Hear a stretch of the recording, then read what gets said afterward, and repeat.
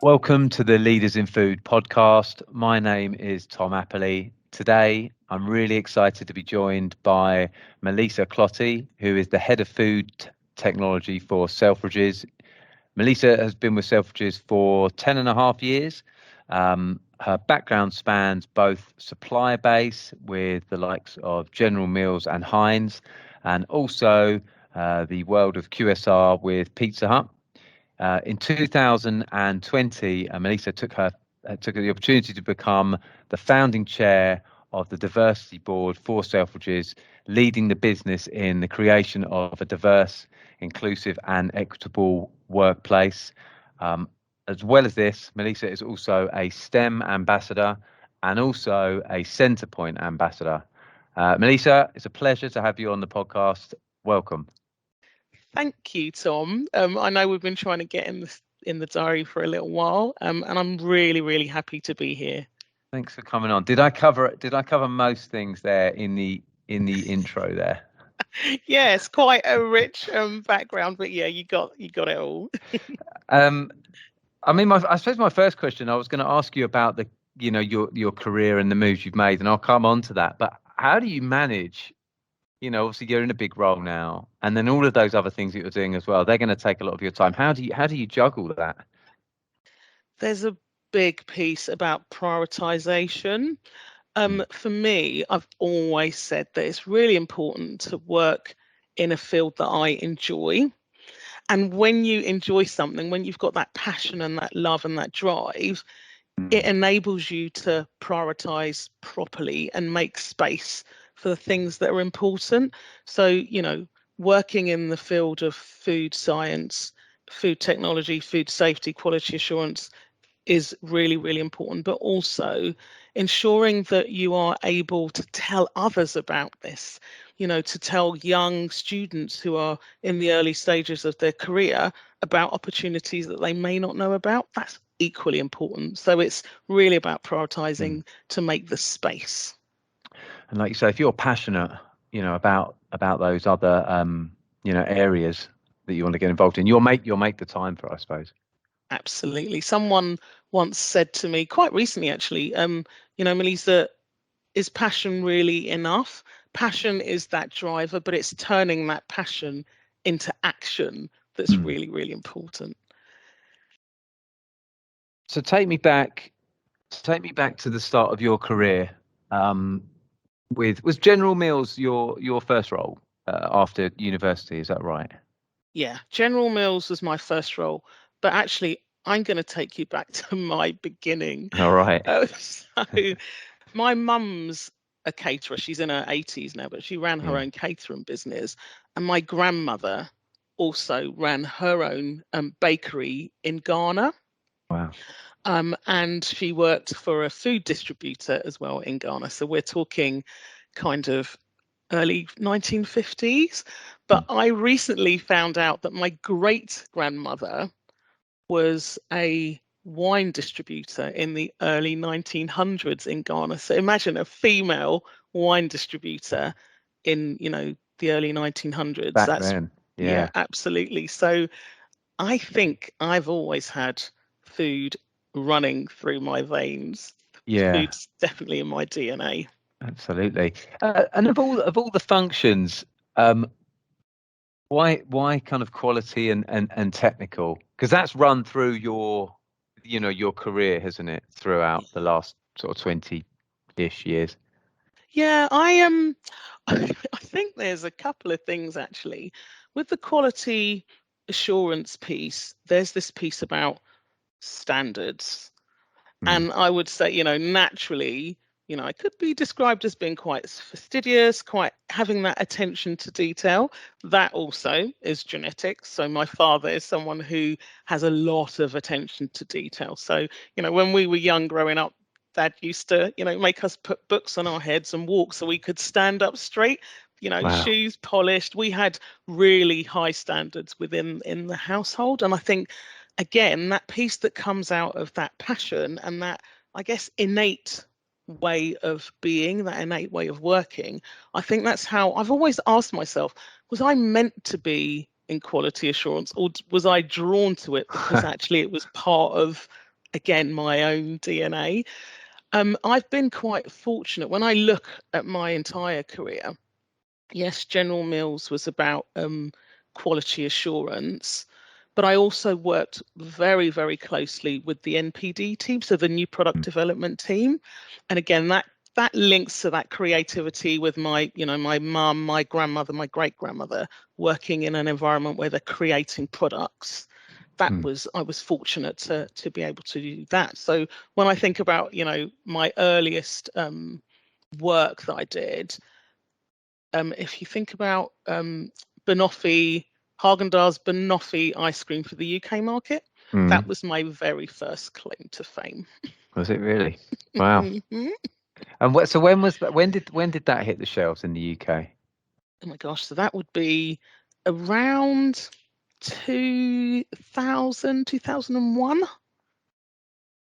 So Was that when Haagen-Dazs came out, or was that particular product you're talking that about? particular product. So Haagen-Dazs was one of the well-known brands at General Mills. So I worked on Haagen-Dazs. I worked on Just Roll, which is a ready-made pastry product. The Pillsbury, people will know the Pillsbury Doughboy. Again, that was kind of ready-to-bake products. I also worked on Green Giant. So one of my, again, claim to fame is going to the Green Giant University, going into the fields at 3 o'clock in the morning, watching the tractors pick these rows and rows and rows of sweet corn and seeing it in a can, less than 4 hours later. Wow. So yeah, Green Giant, and then Old El Paso, which is the Mexican style food. So different, very, very different brands, but again, looking at the quality assurance and the product development across those. So actually, R&D and product development, it's there as well. And then you did a pure R&D role, didn't you? In for Heinz, that was much more about innovation, perhaps, than the previous roles. Yes, yeah. So when I was at Heinz, I started off working for Heinz baby food, actually, and I had no idea that there was this ready-made stuff in jars for babies.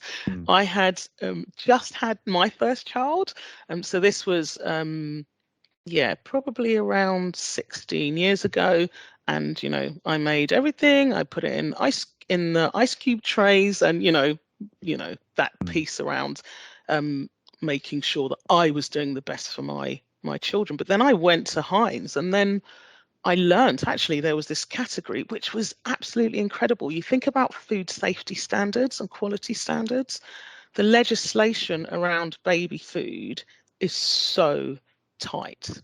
There's so many things you cannot put into baby food because of the nature of the babies that are consuming it. So it was a real eye opener around legislation for me, and just around the care that you take when you're making foods, particularly for that category. Yeah, I bet. Yeah, and then from there, so you were with you sort of 3.5 years for Heinz, weren't you? Yeah. What kind of prompted the move away from that? Because that sort of role with a really diverse sort of portfolio and lots of working on tons of different products and that type of business, you probably could have stayed there for 10, 20 years, maybe longer, couldn't you? You see people do it. Yeah, absolutely. And, so it wasn't just baby food that I worked on. I was also fortunate to be in the role of the innovation lead across all of the categories. So it was working with global teams, looking at soups and sauces, looking at some of their other brands, which some people might not know are Heinz owned. So Amoy, Weight Watchers, frozen ready meals. So there were Aunt Bessie's at the time. So there were a number of brands. But what I'd realised when I was at Heinz at that time, so I'd worked in manufacturing with General Mills, At Heinz, I was also in manufacturing. There was a little piece in the middle where I'd gone to Pizza Hut, which is food service, but I'd never worked in retail. Mm. So when I got called, at the offer, it was like, oh, this is another strand that I could go and investigate. So yeah, that was the key driver. And back then, and I'm trying to remember, but it was. I feel like it was much more. It was harder to move within from a branded background or the own label world into retail. I think the barriers are perhaps down now, and you see it loads. But back then, I feel like it was quite hard for people to transition into a retail role. People generally would move around the multiples. Do you remember that? Was that ever a problem, ever even a consideration, or did it all just kind of happen quite organically? For me, it was really organic, but again, it was to do with what I had experienced in the past. So by the time I got to Selfridges, I had worked in quality assurance, I had worked in product development, and so it's being able to have those two, because usually they're two different sides of the coin. Usually NPD technologists stay in NPD and product development, and then the quality assurance is all about the standards piece. But I was fortunate that I had both sides, and I think that was the attraction. It was about being able to deliver food safety to a high standard, but still be, if you think about the brand Selfridges, they're all about innovation, they're all about creativity. And so it's being able to have that creative mindset, but being pragmatic as well. So ensuring that actually when there is a food safety concern, that you're able to raise it, but also be a solution driver and find an alternative, find the answer. You're right. I mean, I think you just see 10 people just will tend to take a specific path, won't they? Either technical or product development, R&D, and pick a path. But were you always conscious then to have the roles that you were doing that sat very much between both and touch both areas? No, I think it comes back to that innate piece. What do I enjoy? I love the creativity. What am I good at? Good at standards and making sure that the highest possible standards are put in place. That whole kind of project management piece, being able to bring people together, being able to collaborate, being able to call things out. When you're in a development role, you work with sales, you work with marketing, everyone's got this commercial drive, and being able just to call things out and say, well, actually we can't do this. Those things just came naturally to me. So it was really organic in terms of the move. And I was just really fortunate that it was in the spaces within food that I love. Had you always thought about going into retail, or did were you just at that point with Heinz and it came up and you thought, actually, that makes a lot of sense?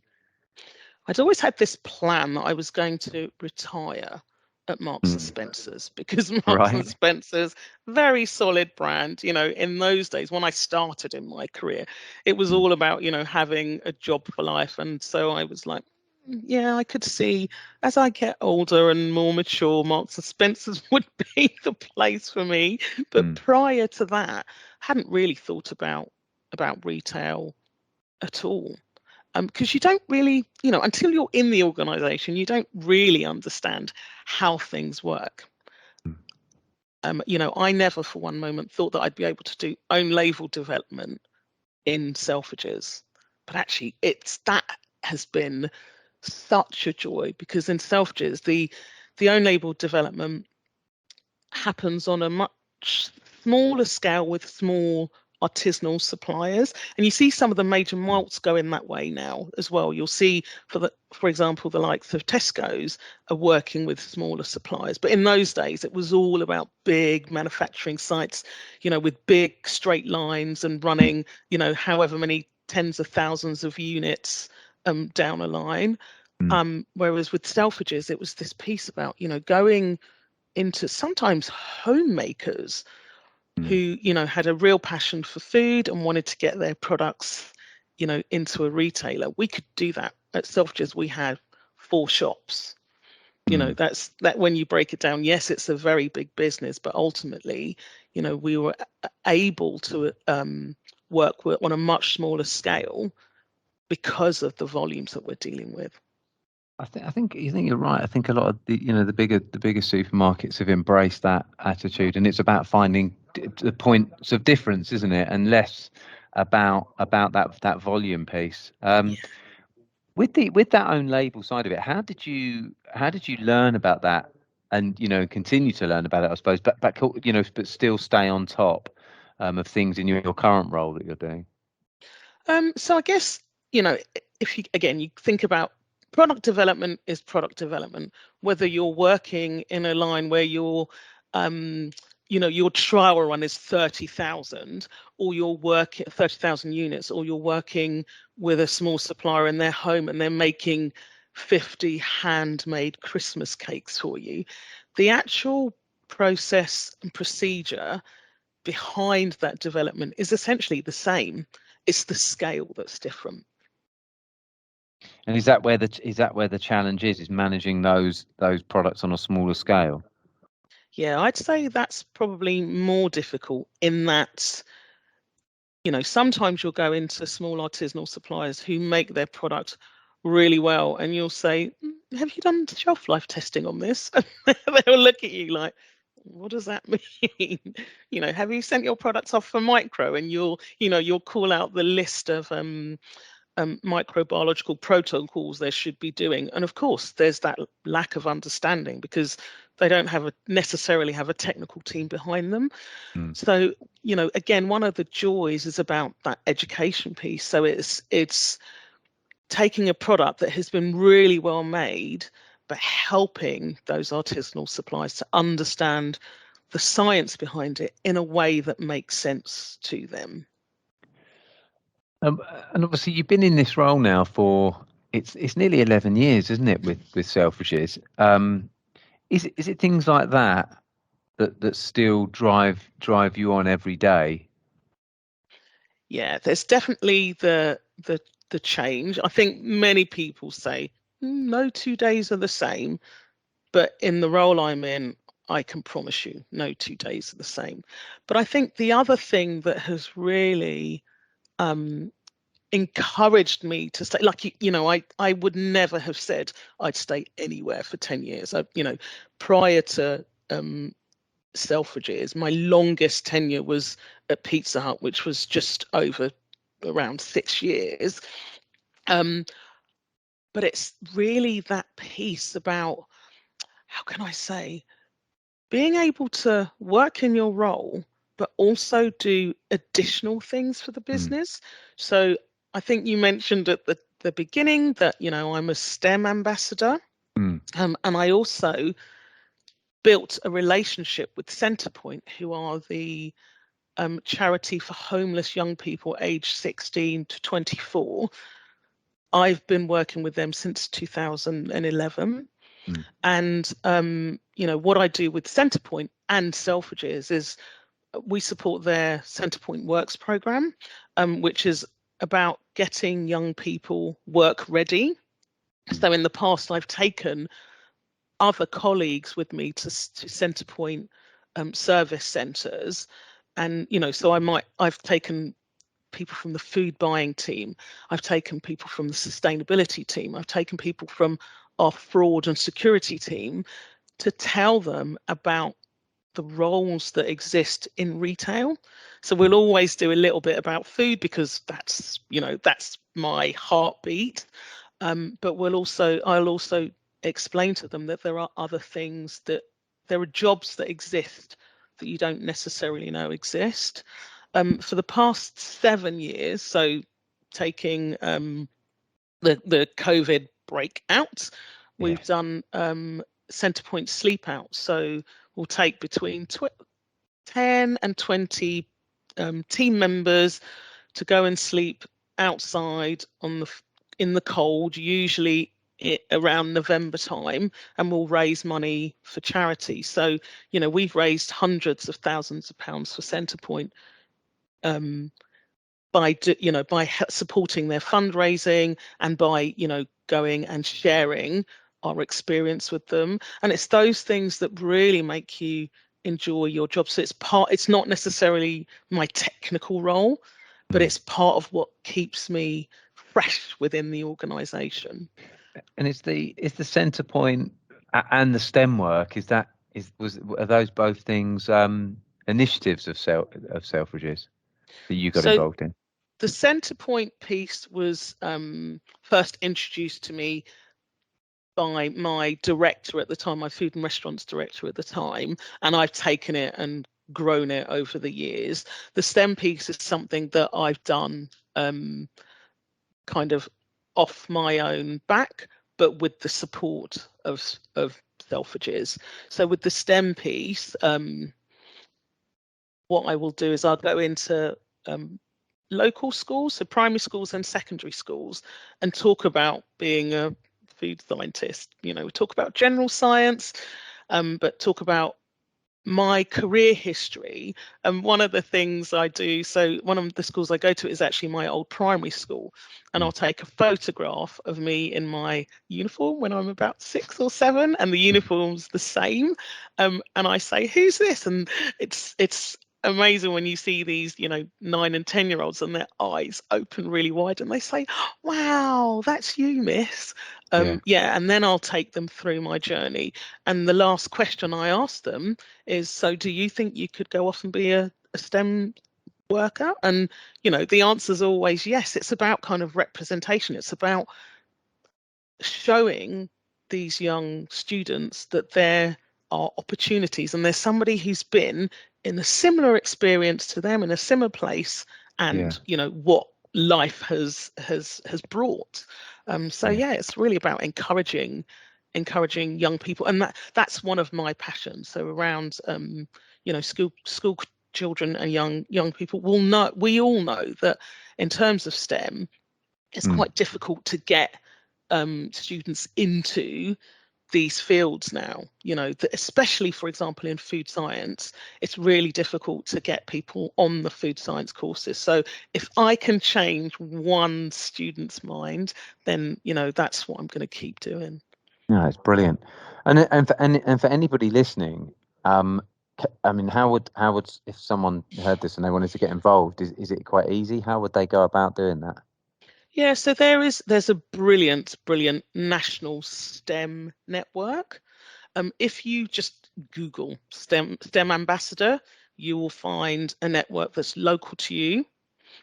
So for me, I'm London based. It's the London hub I deal with, and they will present opportunities for you. So they'll show you local schools that you can go to, and then there's also an opportunity to network amongst the different STEM workers as well. So they do a really great induction.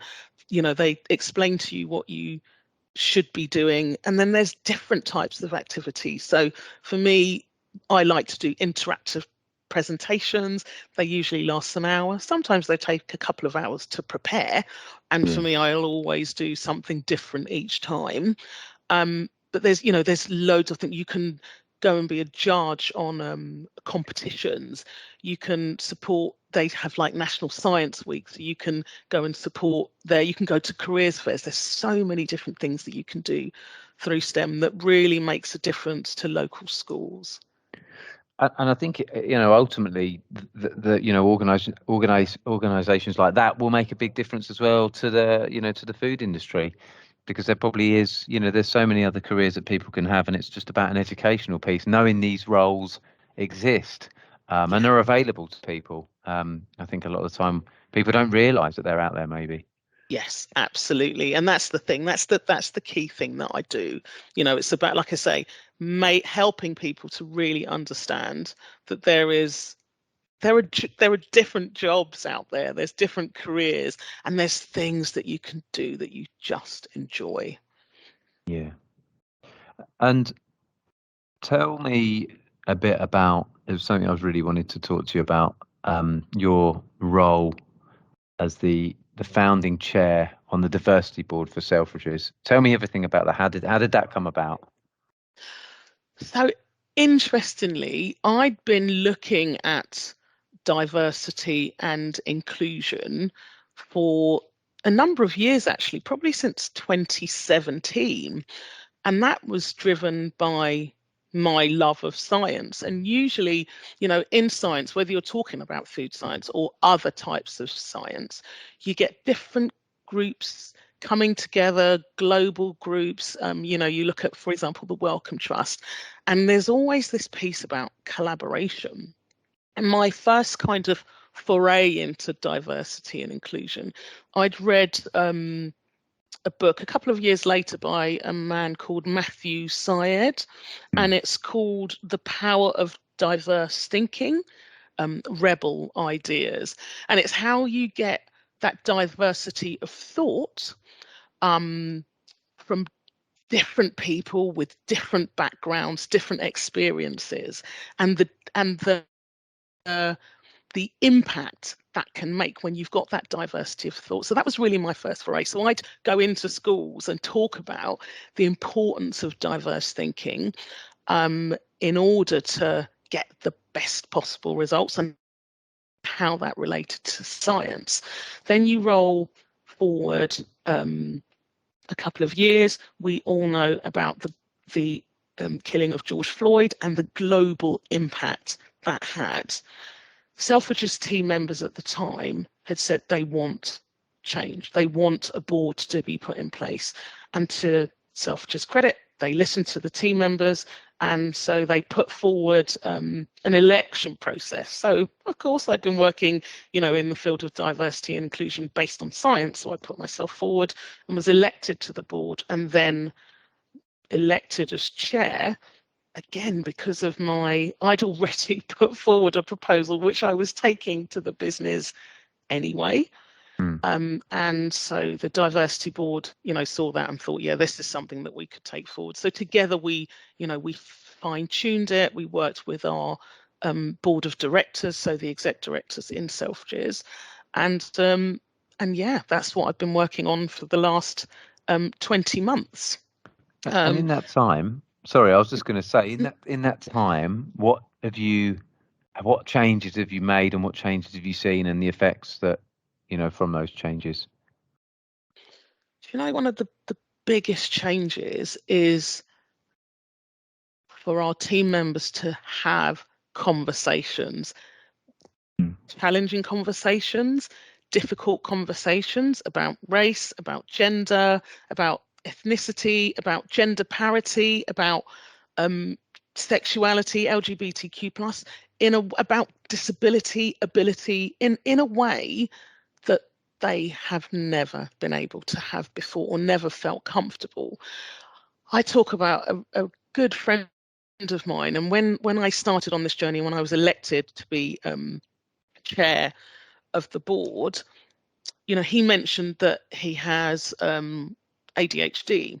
And I remember being in the Selfridges food hall, and I said, we have a human resources system. You have got to log down that you have ADHD, because if the business doesn't know, how are they going to support you? And he said, no way. I'm not telling anyone. It's going to be seen as a disability, and it's going to go against me. So he refused. Roll forward about 2 to 3 weeks ago, he was on a video with some other team members with hidden disabilities talking about his ADHD and how it makes him feel, and sometimes how he presents at work and how people may not understand, and actually this is the reason he presents in that way. And seeing that just really made my heart fill with joy. We've really been able to enable people to have conversations. The other big thing is really around the education piece. So our team members said they want help. They don't know what words to use. They don't really know what inclusive leadership means. So we put together an inclusive leadership training program that we've had over 500 team members go through. And again, it's building their confidence, enabling them to have those conversations. And then the last area I would say is around supplier diversity. So we were really fortunate to have on our board somebody who's in the buying team.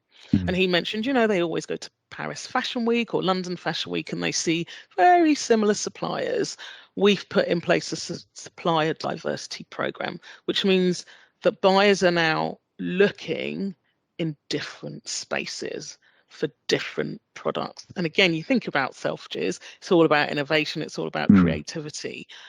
It fits with our our way of working, with our values, with our ethos about getting a really broad spectrum, in terms of our supply base. So yeah, I mean, I could talk for ages on this topic, but lots and lots of change. And ultimately, there's so much research which shows that where you have diversity and inclusion, your team members feel invested in your business, and that leads to better outcomes. And also, ultimately, it makes business sense to have, a diverse and inclusive way of working. Don't get me wrong, it's been a challenge. There's so much more to do. We've delivered a lot in the first, year, 18 months, but there is so much more to do. Yeah, I think that's really interesting. It'd be interesting to see what it does, with the Selfridges brand in terms of candidate attraction in the future as well.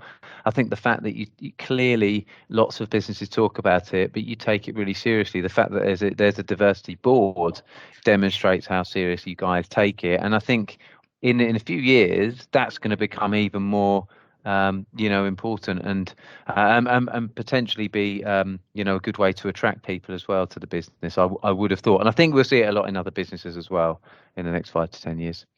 Yeah, and people are looking for more than just, for example, brand names. As the world is changing and we talk about millennials and Gen Zs, there's a piece which says, actually, I'm going to invest in you. What are you going to invest? How are you going to invest in me? So companies really need to show up and show that they do care, more than surface level about their employees. And this is absolutely a way to demonstrate that. Yeah, no, you're completely right. But that's really interesting. Thank you for sharing that, Melisa. That was great. And we've probably reached the end of the time slot. We could do another. We could probably do a whole, a separate one on D&I. It would last hours and hours. There's so much to cover, in that front. But maybe the next time. But for now, it's just for me to say, thank you very much for coming on. Thank you for being really, really honest and open with everything. And it's been an absolute pleasure. Thank you, Tom. I've really enjoyed our conversation. And well done for everyone on making it to the end of the episode. I hope you enjoyed it. As ever, if there's any particular topics you'd like me to cover, please do get in touch. Drop me a message over LinkedIn. What would you like me to cover with any future guests? If you've enjoyed the podcast, I'd love it if you could leave a review on either Spotify or YouTube.